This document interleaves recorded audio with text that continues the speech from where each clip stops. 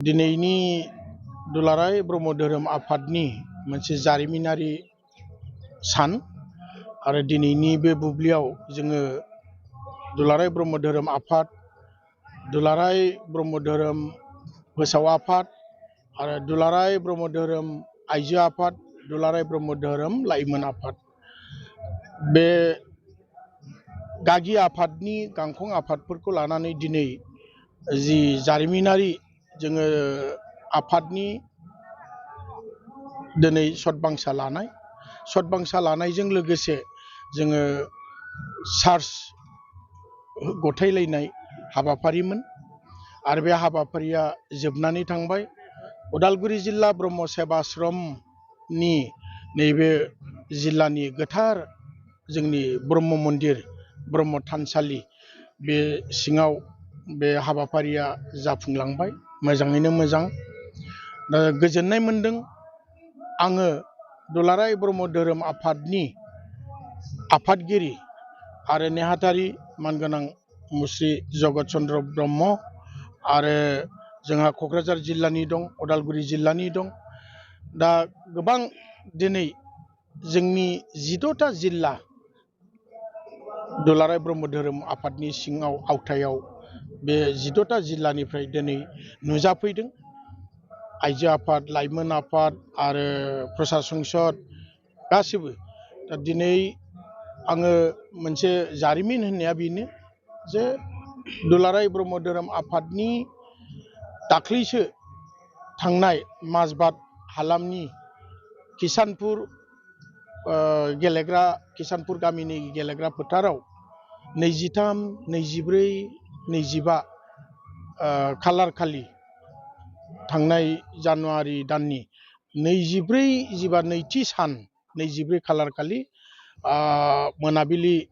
6 रिंगानिफ्राय जोंहा गोख्रों थान्दै मेल जुथुमनाय जादोंमोन। हाजार हाजार थान्दै जोंहा भक्त ब्रह्म धोरोम सिबियारि भक्त आइमोन आफामोन थादोंमोन आरो बे जोंनि थान्दै मेलखौ मानगोनां जोंहा दुलाराय बर' फरायसा आफादनि मानगोनां दिपेन बर' बिथाङानो बेखेवनानै होदोंमोन। दा बै सानखालि आंखौनो दुलाराय ब्रह्म धोरोम आफादनि गोदानै आफादगिरि सायख'नानै आंखौ रुजुननायनि अर्थात ब्रह्म धोरोम आफादखौ रुजुननायनि आंनो दायित्व होबाय, सामलायलांनायनि दायित्व होबाय। दा दिनै बेखौनो सतबांसा लालायदों जों बयबो साफ्रोमबो दैदेनगिरि बा बिबानगिरि बिथांमोन गोदानै बिबान मोननाय जे मोजाङैनो मोजां मावलांगोन, मोजाङैनो मोजां दैदेनलांगोन। धोरोम सिबिनायजों लोगोसे जोंनि आफादखौ आरो माहारिखौ जोङो मोनसे गोग्गो बिथिंजों लामाजों दैदेनलांनायाव आरो जोंनि धोरोमारि सिबियारिफोरखौबो दैदेनलांनायाव जोङो सतबांसा लाबाय। मोजां जों दैदेनलांनो हागोन बेखौ मिजिंथिदों। बेनि मावसुमा माबायदि? दा बिनि मावनांगौआ 3 बोसोर जोंनि आफाद गोदानै आफादनि जिबा आंनि आफादगिरिखौ लानानै लेङाइ आफादगिरि, नेहाथारि, लोगो नेहाथारि आरो माने सुबुं माने फोसावदिं आफाद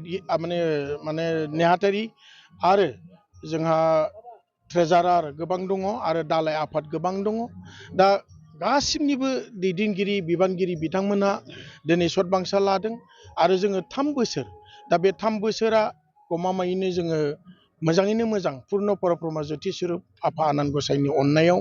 जोङो दैदेनलांनो हागोन, जोङो सामलायलांगोन। खौसेथिनि बेन्दोंजों जोङो धोरोमखौ मोजाङै आब्रुथि गोनाङै जोङो लांबाय थानो हागोन होननानै मिजिंथिदों। जिथु आफादगिरि महरै बिबानखौ दोननाय आवगायबाय ब्रह्म धोरोमखौ जौगानायनि थाखाय मा खामानि मावनाय? दा गिबियावनो आङो आफादगिरि हिसाबै जोङो गागिनि अर्थात मिरुनि गाहायाव आवथायाव जेसेबां दालाइ आफाद दं बे दालाइ आफादफोरखौ आङो अननायजों बुथुमनानै लागोन आरो बिथांमोननि मोनफ्रोमबो थांखिखौबो जोङो मिरुनिफ्राय जोङो हेफाजाब होगोन। लोगोसे जोंहा मावनांगौ थांखि दं मिरुआ जे जोंनि गुरुधाम गुरुदेब कालिचरन ब्रह्म आफानि जोनोम समाधि गोनांलाय अर्थात गुरुदेबनि समाधि काजिगाव पर्बतजरा काजिगावआव जोङो माने गोबां जौगाथाय हाबाफारि मावनो गोनां दं समाधिखौ जोंहा डेभेलप खालामनो गोनां दं आरो बेवहाय मोनफा मोनफा जोङो प्रजेक्ट लादों आरो बे प्रजेक्टखौ जोङो मावलांनायनि जोबोद जोङो साखाफारा जानानै दङ आंनि बिबान रुजुननायनि समाव आं बेखौ मावलांनो नाजादों आरो जोंहा जोंनि गाहाय मावख' दुलाराय ब्रह्म धोरोम आफादनि गुवाहाटि खारगुलियावबो जोंहा गोबां मावनांगौ दङ बिनि जोंहा हाबाफारि लादों प्रजेक्ट दङ जोंहा मावनांगौ गोनां बेखौबो जों मावलांनायनि थामथिम जादों आरो जोङो दिल्लीयाव जोंहा माने जोंनि नखर मन्थ्रि अमित शाहखौ लोगो हमनायनि जोंहा थांखि लाखाबाय दा बेवहायबो जोङो थांनानै जोङो अमित शाहनो जों मेम'रेन्डाम हैनानै जोंनि ब्रह्म सिबियारि एबा ब्रह्मइजिम जोङो बिनि गोबां जोङो गोसोखां बिलाइ होनानै जोङो सावरायनायनि लाहार फाहार खालामबाय आरो जोंहा जोंनि शास्त्र द'खान बिजाब दङ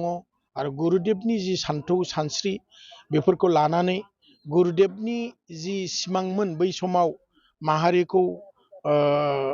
फोजाखांनायनि बर' माहारिखौ जांख्रिखां एबा जौगाथाय हाबाफारि जि मावनाय जेरै सोलोंथाइ बिथिङाव समाजारि बिथिङाव आबादारि बिथिङाव आरो राजखान्थिक बिथिङाव राजनितिक बिथिङाव गोबां माने रांखान्थि बिथिङाव बेबायदि जोंहा गुरुदेब कालिचरन आफाया बै समाव सांग्रां खालामदों मावदों धोरोमखौ ब्रह्म धोरोम गुरुदेब कालिचरन ब्रह्म आफानि जि सान्थौ सानस्रि अर्थात धोरोमखौ गोसार होनाय ब्रह्म धोरोमखौ गोसार होनाय मेइन थांखिमोन आरो बियो शिबनारायण परमहंस आफानिफ्राय दिक्षा लानानै फैनानै बेखौ जोंनि बर'नि गेजेराव फोसावनानै जथेस्थ' जोंनि बर' माहारिखौ जौगाखांहोदों आब्रुथि गोनां आथिखालसिम जि मोनसे बर' माहारिखौ थासारि लाबोनो हादों बेयाव गुरुदेब कालिचरन आफाखौ बिनिखायनो बुंगोन इंलिसाव ग्रेट माने रिनाइसेन्स अर्थात माने संस्कार खालामनाय जोंनि बर' माहारिनि गेजेराव माने जोंखौ संस्कार खालामदों दा बेखौ मानिनांगोन